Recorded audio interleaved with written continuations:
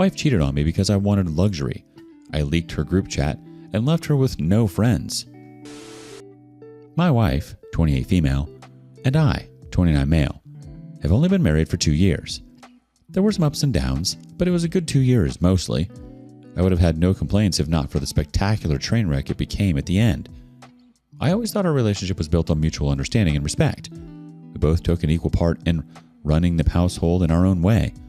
I did my part in the upkeep of the house, and she contributed what she could to cover our bills and financial goals. So I never realized when she gradually started becoming unhappy with her doing her part in keeping things running at home. Overnight, she went from taking pride in maintaining a clean and beautiful home to complaining anytime she had to do more than the bare minimum. I didn't realize it at the time how social media had poisoned her. You know, all those so-called influencers who spout trendy nonsense as if it's hard fact? That always pissed me off. Apparently, my wife was dumb enough to fall for that crap. It was heartbreaking to find out, because I'd always regarded her as someone who was too smart to fall for that kind of thing. Unfortunately, I was wrong. The first time she started showing signs of being brainwashed was when she accused me of being controlling because I expected her to prepare dinner on the weekend. This was something she'd done every week since we got married, and she never complained about it. She actually used to say that it made her happy to see how much I enjoyed her meals. Now she was complaining that I was taking advantage of her by expecting a home-cooked meal all the time. That took me by surprise. I reminded her that she was the one who had started this tradition, and she'd never voiced her discomfort about it to me. I honestly didn't know where this was coming from. That was when she started spewing off all the reasons that I was supposedly a horrible husband. She claimed I expected too much from her, and that I was supposed to treat her like a queen. She didn't expect us to slave over a stove all day when I wasn't giving her the luxury she deserved. According to her, she wasn't supposed to be working, cooking, or cleaning. A real man handled all of the house's needs with money. I was speechless at first. Like I said, my wife was normally a very sensible woman, and hearing this from her felt like she'd been replaced with a complete stranger. This was a woman who I knew I was working on building a business, and swore she'd be with me every step of the way. We'd spent late nights discussing plans and figuring out how we'd both build ourselves up and attain the life we dreamed of. And here she was saying I owed her luxury. But she wasn't done. She kept going, and each line sounded like a soundbite. That was when I started to suspect that she was just parroting talking points that she'd gotten from social media. Some of the gems she'd picked up were that I was not leading enough, and I wasn't providing the lifestyle she was manifesting. I felt like I was arguing with a podcast host. I pushed back and asked her where all this was coming from. I pointed out that she'd never communicated any of this to me, and that it didn't even sound like her. She said she'd been studying healthy relationships and doing research, and she realized she wasn't getting what she deserved as a woman. We really got into it, and she refused to acknowledge that she was being unreasonable. I refused to give in to her ridiculous demands. I could hardly sleep that night because I knew her new worldview was unhealthy for our marriage. I didn't want it to end, but I wasn't going to give in to her ridiculous demands either.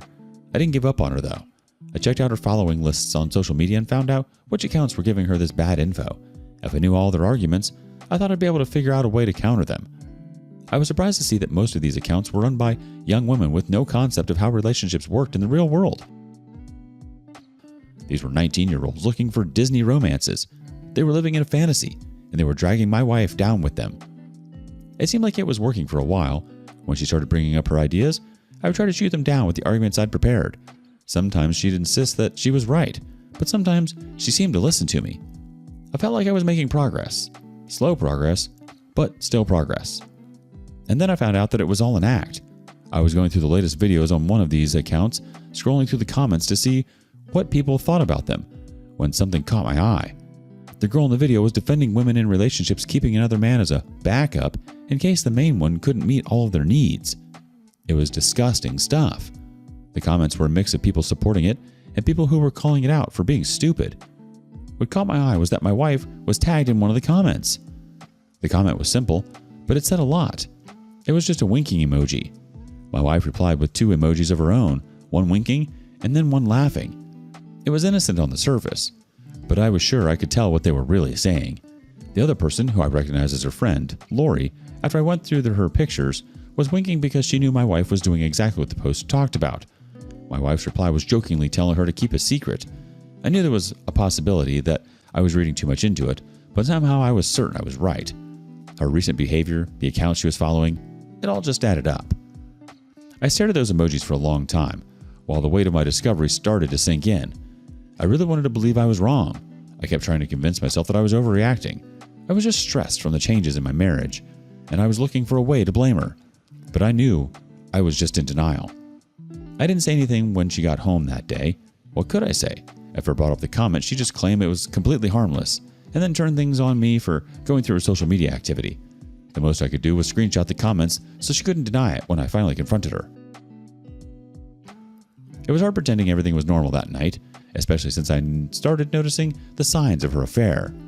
I'd already noticed that she was on her phone more often, but I assumed it was because she was watching TikTok. Now I realized she was laughing even when her phone was silent. Even worse, she was always subtly angled her phone away from me, even when I was across the table from her. It was like she was subconsciously trying to keep me from finding out what she was up to, so naturally, I had to do some digging. Over the next week, I went into her phone on several occasions while she was in the shower. She had so many contacts on her phone that it was hard to find out which one of them was her affair partner at first. I had to start off by checking her messages with Lori instead. That was where I found my first solid evidence that she'd been having an affair. I found a group chat that she had with some of her friends, including Lori. They talked about a lot of different things, but what interested me the most was what they said about their relationships. Most of them were married, and they all seemed bitter about it. It was like an echo chamber of misguided women reassuring each other that they deserved the world without having to lift a finger. The most concerning part was that they were all discussing cheating like it was nothing. That was where I found out that my wife was sleeping with a guy named Victor. She bragged that he was perfect for her. He didn't expect anything from her. He spent money on her, and all she had to do was sleep with him. It was a better deal than what she got with me, according to her. Reading that might have been one of the most painful things I've ever done. All this time, I thought there was a chance of saving our relationship, and she was just looking at it in terms of what she could gain. The person portrayed in these messages was completely different from the woman I thought I loved. I couldn't get over the fact that she said she had a better deal with him than she did with me. Did she really think I viewed our relationship as a transaction? I wanted to build a home, a business, and a future with her, but she thought sleeping with another guy for money was a better deal. It disgusted me. The rest of the group chat was just as sick. She and Lori were basically encouraging the other women in the group chat to upgrade. One of the women asked if she ever planned to leave me, and she said she'd stick around for a while because marriage still had its perks. That line flipped a switch in me. She didn't even respect me as a person. I was just a wallet to her, and she had another on the outside. I stopped feeling bad for myself and got angry instead. I decided at that very moment that I was done with her, and I wouldn't spend another ounce of my energy trying to fix things. I've talked to a lawyer about filing for divorce. He said that the text messages were a good start, but it didn't really confirm an affair. It could be argued that she was just joking around, or even lying to impress her friends. Fortunately, he has an investigator that he uses for situations like this, and he's been following her around to gather proof of her affair. I won't say anything to her until the PI comes back with results. I'm doing my best not to let her know I have a clue. I don't want to spook her and make it impossible to get proof. It might sound weird that I'm actively waiting for my wife to sleep with her affair partner, but she's not really my wife anymore. As far as I'm concerned, she's already my ex. She just doesn't know it. The way she pivoted from, "I love cooking for you," to, "I deserve to live in like Cleopatra while doing absolutely nothing." Delusional. It's amazing what happens when you give someone an internet service but not enough critical thinking skills to operate it. Then the affair with Victor, the man who apparently hands out cash and chlamydia like he's running a 2-for-1 promo. Incredible. And then that group chat. An entire coven of women who hate their marriages but won't leave because DoorDash isn't free unless someone else's credit card pays for it. Absolutely inspirational stuff. Update. There was a lot of interest in my first post, so I knew I had to come back and deliver the update once everything had played out. I kept up the act until the PI came back with proof of her affair. Pictures of the two of them heading into fancy restaurants and hotels for their dates, practically wrapped around each other. Seeing the proof made it hurt all over again, but I was just more mad than heartbroken this time. I felt like I didn't have the luxury of moping and feeling sorry for myself. I told her I wanted a divorce the next day. She had the nerve to look surprised and asked where this was coming from. So I told her all of it. I knew about her affair, and I'd seen her group chat. I knew how she and her friends took their husbands for granted and talked about finding backup men to fulfill their different needs. She did an excellent job of denying the whole thing. First, she started crying, saying I was completely misunderstanding the whole situation. She said those were just jokes between friends and she was sorry if I thought they were real. Then she got angry and said I'd violated her trust by going through her phone. If not for the proof, I would have thought she might be telling the truth. I didn't let the emotional fireworks shake me. I told her to cut the act and showed her copies of the photos. Her face fell only for a second before she went back to complete denial. She asked me if I'd considered the possibility that he was someone she'd met through work. She said I knew that she had lunch with clients on behalf of her company. She also reminded me that she went to conferences and that a lot of them were held at hotels. I knew she would say that and I was already prepared. I asked her what her company would say if I called to figure out if the man was a client of theirs. I knew they weren't likely to tell me anything, but that was enough to get her to hesitate. Then I pointed out the obvious. The pictures were obviously romantic. You wouldn't walk into a hotel wrapped around a client's arms. It was clear that she was full of crap, but that didn't stop her. She completely refused to admit that she'd done anything wrong. I wasn't surprised, and it didn't matter much either way.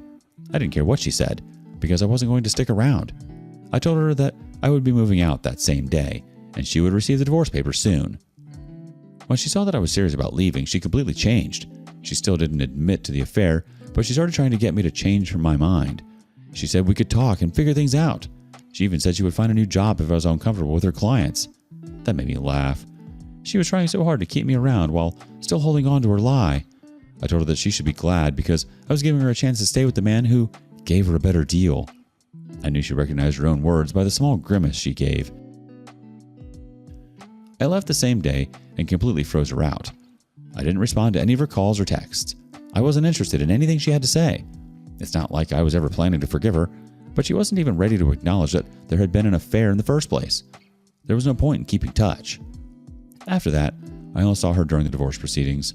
Despite her claims that she'd never had an affair, everyone agreed with the PI's report. It was obvious that the two of them were romantically involved, no matter how much she tried to deny it. I feel like that played a big part in helping me get a fair settlement. We ended up dividing our assets evenly, and I didn't end up giving her anything that I didn't feel she deserved. She didn't even end up getting alimony. During the divorce, my lawyer informed me that one of the reasons she might have been waiting on the divorce was because she wanted to be eligible for alimony. At the moment, she wasn't entitled to anything because we hadn't been married long enough. He said she was probably planning to stick around for a few more years. He guessed at least 4, so that she would be able to get 2 or 3 years of spousal support out of me. It would have been worse if we had a child in that time. The thought of it almost made me shudder. Now, for the people who wanted me to tell their friends' husbands about what they were getting up to in the group chat, don't worry. That happened. I waited until the divorce was done because I didn't want to screw myself over. But once we'd gone our separate ways, I got started. It took most of an afternoon, but I went through the chat transcripts that I emailed myself, and I picked out all the relevant messages from her friends. Then I found each of their partners on Facebook, which was the harder part. I only knew 2 of them personally. Some of the others were easy to find because of their profiles were full of family photos and anniversary posts. A few took a bit more digging, but I found them all eventually. I didn't send any long messages or emotional rants about cheating wives. I just attached the chat transcripts and added a short message explaining that the messages came from a group chat their wives were in, and they deserved to know what they really thought of them. The responses varied. Some didn't reply at all, but I could see that the messages had been read. The rest texted back and asked if I was for real. One of them even called me, and his voice was shaking. I promised them all that the messages were legit, and I told them I had no reason to lie. I explained that my ex-wife was also in the messages, admitting to her affair, and that we were now divorced. The fallout was huge. Within a few days, I found out that the group chat had imploded. The men I talked to had started confronting their wives. Not all of them had admitted to having affairs in the chat, but they'd all said some things that made their husbands unhappy. Lori, my ex's closest friend, was hit the hardest. She was one of the other women who had confirmed that she was having an affair. Along with my ex, she was also one of the women encouraging the others to cheat. Her husband didn't waste any time in kicking her out of the house and filing for divorce. The worst part is that Lori is pregnant. He is insisting on a pregnancy test and she keeps refusing. She swears that the child is his. I feel bad for him, but I don't regret letting him know. My ex tried to reach out after that. She tried getting me through calls at first, but I never picked them up. Eventually, she sent a string of angry paragraphs. I mean, 10 or more different walls of text over the span of a week. They switched between angry rants and self-pity. Not a single message took accountability for the part she and her friends played in ruining their own lives. I skimmed through most of them. I don't have a problem with reading long messages, but the self-righteous in them annoyed me. Everything was my fault. She actually said that I'd ruined everybody's lives because I didn't take a simple joke. Her friends weren't talking to her anymore. She actually moved to another part of town because her friends hated her, and she couldn't stand seeing them every day. She felt completely alone now. I didn't respond. I got some messages from her friends too. They were all pretty aggressive and basically said the same as my ex. They all blamed me for their marriages falling apart. I didn't reply to those either. I just blocked them. I didn't take any pleasure in exposing her friends and blowing up their marriages, but I couldn't help but feel satisfaction in knowing that my ex was paying the price. She did a number on me, I won't lie about that. For a while, I would wonder if she ever really loved me, or if she was just putting on a con from the start. But after exposing her, those questions don't bother me anymore. I think that's the closest thing to closure that I'm going to get out of this whole situation. I don't regret how I handled this one bit. The rapid fire switch from tears to rage to corporate lies to let's talk this out to PSD, poor sad divorce, was whiplash inducing. She basically speed ran the 5 stages of grief but replaced acceptance with gaslight harder. When you told her she could go enjoy the man who gave her a better deal, that was poetry. The now no alimony, beautiful. But the real pièce de résistance? The group chat purge. Honestly, man, you went scorched earth and planted flowers in the ashes. We love to see it. Have you ever confronted someone with proof and still had them deny it? Share your stories with us in the comments below. And thank you for joining us today on Our Space. Be sure to like and subscribe and hit that notification bell so you don't miss out on our next video. Until next time.